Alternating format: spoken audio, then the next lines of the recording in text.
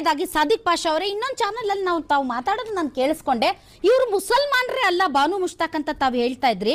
Certificate ಕೊಡೋಕ್ ನೀವ್ ಯಾರು ನೀವು? ಅಕ್ಕ ಎಷ್ಟು ಆಯ್ತಕ್ಕ ನೀನ್ ನೋಡಿ ಚೆನ್ನಾಗಿದ್ಯಾ ಅಕ್ಕ. ಶರಿಯಾ ಪ್ರಕಾರ ಯಾವ ಶರಿಯಾ ರೀ? ಶರಿಯಾ ಪ್ರಕಾರ ಈ ದೇಶದ ಕಾನೂನಿನ ಶರಿಯಾ ಪ್ರಕಾರ ನಮ್ಮ ಶರಿಯಾನಲ್ಲಿ ಏನಿದೆ? ಹಂಗಾದ್ರೆ ಮುಸಲ್ಮಾನ ಹೆಣ್ಮಕ್ಳೆಲ್ಲ ಬುರ್ಕಾ ಹಾಕೊಂಡು ಓಡಾಡ್ತಾ ಇದ್ದಾರಾ? ಶರಿಯಾನಲ್ಲಿ ಹೇಳ್ರಿ, ಮುಸಲ್ಮಾನ ಹೆಣ್ಮಕ್ಳೆಲ್ಲ ಬುರ್ಕಾ ಹಾಕೊಂಡು ಓಡಾಡ್ತಾ ಇದ್ದಾರಾ? ನಮ್ಮ ಮೇಲೆ ಜಗಳ ಮಾಡಕ್ ಕರ್ಸಿದ್ರ ನೀವು? ಅಲ್ಲ, ಶರಿಯಾನಲ್ಲಿ ಏನಿದೆ?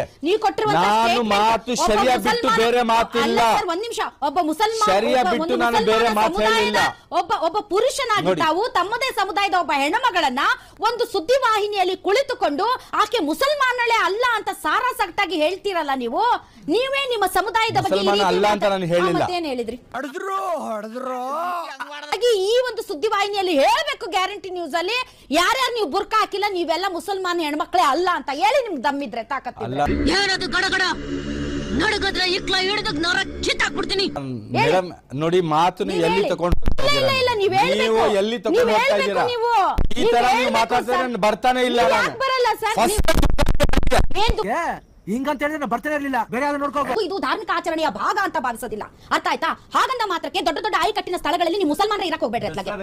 ದಸರಾದಲ್ಲ, ನೀವ್ ಹೇಳಿದ್ರಲ್ಲ ಈಗ ದಸರಾಗೆ ಇನ್ವೈಟ್ ಮಾಡಿ ನಮ್ಗೆ ಅವಮಾನ ಮಾಡಿದ್ರು. ನನಗಂತೂ ಈ ಜೀವನವೇ ಬೇಸರವಾಗಿ ಹೋಗ್ಬಿಟ್ಟಿದೆ. ಬಿರಿಯಾನಿ ತಿನ್ಬಾರ್ದು ಸರ್, ನಾವು ತಿನ್ಬಾರ್ದು.